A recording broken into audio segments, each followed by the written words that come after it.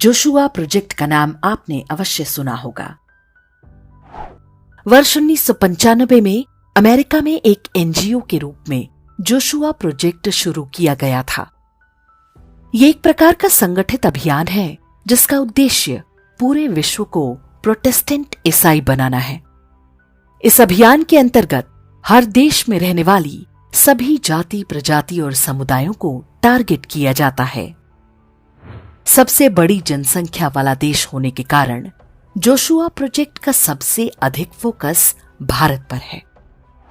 हिंदुओं को Protestant evangelical ईसाई बनाने के पीछे प्रमुख उद्देश्य ये है कि ऐसे कन्वर्टेड लोग आसानी से अमेरिका के भू राजनीतिक अर्थात जियोपॉलिटिकल हितों के अधीन काम करेंगे।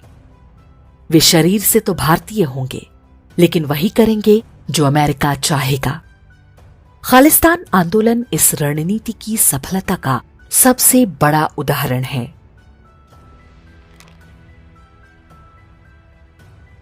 जोशुआ प्रोजेक्ट की वेबसाइट पर आपको भारत की हर जाति से संबंधित पूरा डेटा मिलेगा। ये सूचनाएं राज्यों और जिला स्तर पर भी दी गई हैं। इसके अनुसार भारत में 3.9% की गति से धर्मांतरण हो रहा है, जबकि विश्व का औसत 2.6% है। भारत में कुल 2272 जातीय समूह हैं। किसी क्षेत्र में किसी जाति, जनजाति या समुदाय के कितने लोग रहते हैं, उन तक ईसाई मिशनरियां पहुंची हैं या नहीं, पहुंची हैं तो कितनी सफलता मिली है, ये सारे आंकड़े आपको जोशुआ प्रोजेक्ट की इस वेबसाइट पर मिल जाएंगे। एक एक व्यक्ति के हिसाब से सूचनाएं, ताकि किसी गांव या मोहल्ले में रहने वालों के हिसाब से अलग अलग रणनीति बनाकर धर्मांतरण कराया जा सके। जोशुआ प्रोजेक्ट के टारगेट पर हिंदुओं की हर जाति और जनजाति है। इसके अतिरिक्त मुसलमान, सिख, जैन, बौद्ध जैसे समुदायों का भी पूरा डेटा है। लगभग 100 प्रकार के ब्राह्मणों की एक एक डिटेल यहां पर आपको मिल जाएगी। प्रश्न उठता है कि अमेरिका से चल रही एक संस्था के पास भारत के एक एक जिले में हर जाति और समुदाय का इतना सटीक आंकड़ा कैसे आया? भारत में काम कर रही ईसाई मिशनरियों और चर्च के पास ऐसा कोई तंत्र नहीं है कि वो इतनी सूक्ष्मता से सूचनाएं जुटा सके। जोशुआ प्रोजेक्ट की वेबसाइट दावा करती है कि हमने सारे आंकड़े आधिकारिक जनगणना एजेंसियों और स्थानीय अनुसंधान सहित विभिन्न स्रोतों से प्राप्त किया है। ध्यान से देखें तो पता चलता है कि जोशुआ प्रोजेक्ट की वेबसाइट पर दिए ये सारे आंकड़े 10 से 15 वर्ष तक पुराने हैं। सरकारी योजनाओं को लागू करने के लिए जनगणना के अतिरिक्त भी सरकारें कई तरह के सर्वे और गिनती करती रहती हैं। ये आंकड़े अक्सर सरकार के आंतरिक प्रयोग के लिए होते हैं और उन्हें पूरी तरह सार्वजनिक नहीं किया जाता है। जोशुआ प्रोजेक्ट के आंकड़ों को देखकर ऐसा लगता है कि ये किसी और से नहीं बल्कि सरकारी एजेंसियों से ही मिले हैं। लेकिन 2014-15 के बाद से जोशुआ प्रोजेक्ट को केंद्र सरकार से ये डेटा मिलना बंद हो गया है। प्रश्न उठता है कि इससे पहले उन्हें सरकारी खर्च पर होने वाली गणनाओं के आंकड़े कौन दे रहा था?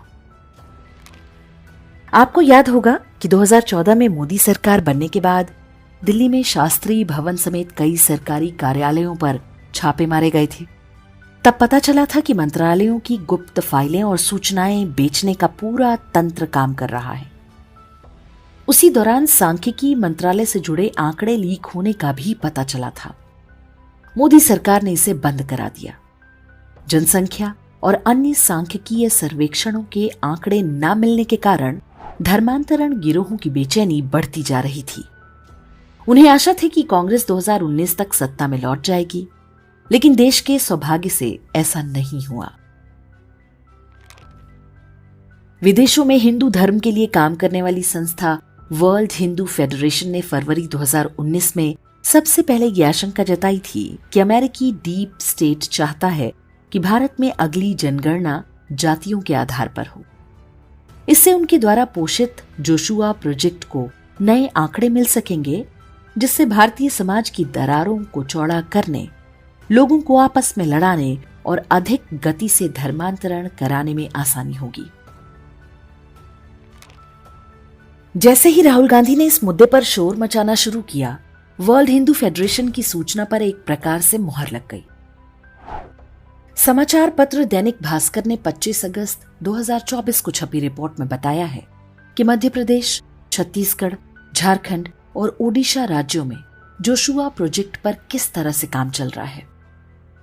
कुल 110 गांवों में 18 दिनों तक पड़ताल के बाद अखबार ने बताया कि कैसे धर्मांतरण के लिए करोड़ों रुपए खर्च किए जा रहे हैं।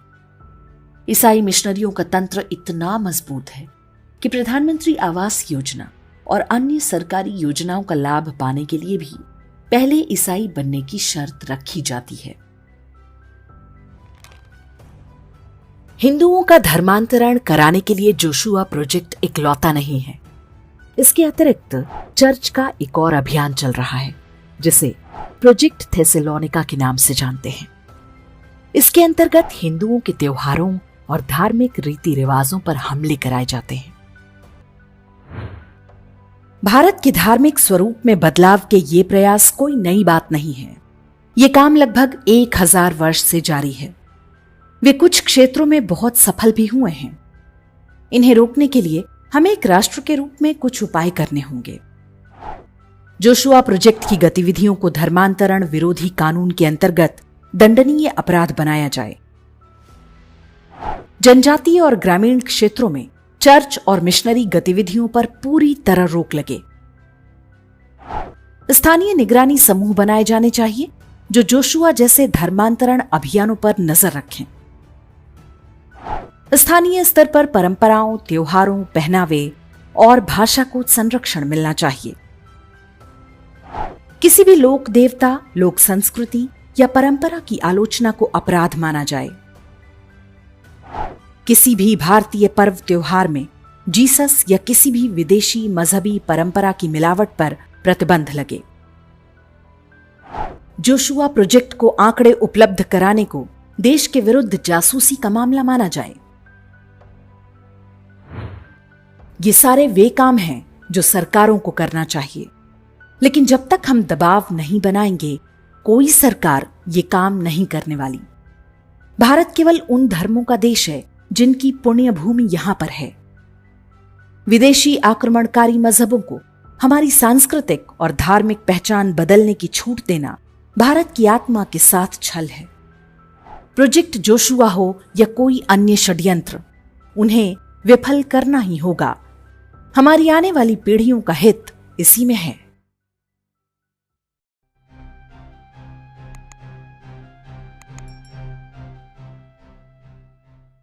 इंडेक्स ऑनलाइन के वीडियो समाज को समर्पित हैं। आप इनको डाउनलोड करके जैसे चाहे वैसे प्रयोग कर सकते हैं। चाहे तो आप हमारे टेलीग्राम चैनल से जुड़ सकते हैं। वहां सारे नए पुराने वीडियो आपको मिल जाएंगे। हमारे सोशल मीडिया लिंक हर वीडियो के डिस्क्रिप्शन में होते हैं। हमारा एकमात्र उद्देश्य हिंदू समाज को जागृत और एकजुट करना है।